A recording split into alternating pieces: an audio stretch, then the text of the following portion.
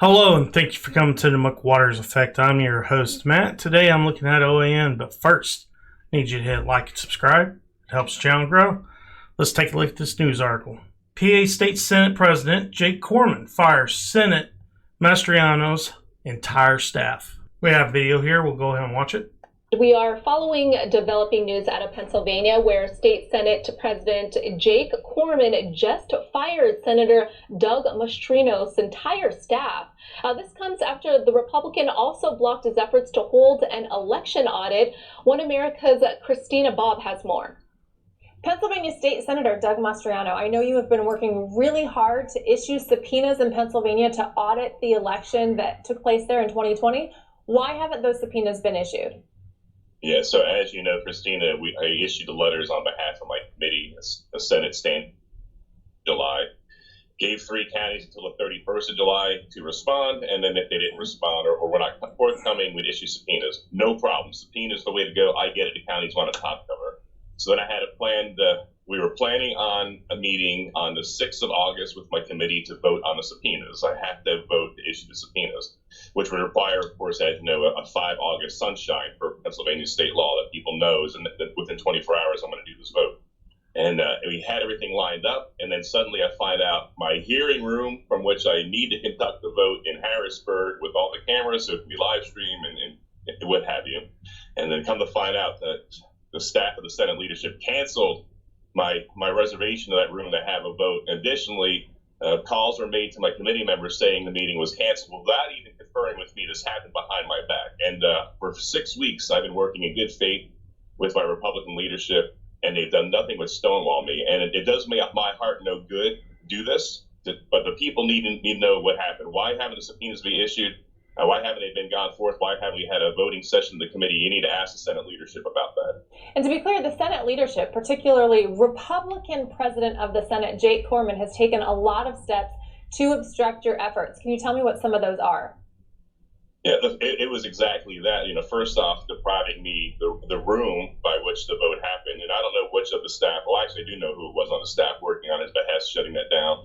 And then, threatening that if we move forward, that my staff will be fired, threatening that I'll be stripped of my committee chair. I mean, this is the kind of games that are going on behind the scenes. Meanwhile, Pennsylvania, we want to know what the heck happened in the election. The federal government has mandated that the ballots have to be kept for 22 months so they can be forensically analyzed, so we can do an audit.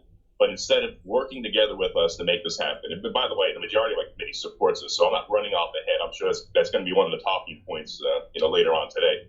Working with my committee, we just want it to happen. But I've been stonewalled, and we just need to do this. And I was with you in Pennsylvania earlier this week on Tuesday. There was a massive crowd of Pennsylvanians that really wanted to see an audit, and they came out to the rally to audit the vote. What are your constituents saying? And I would imagine that many of them want an audit. And what did they do to make sure that this goes forward?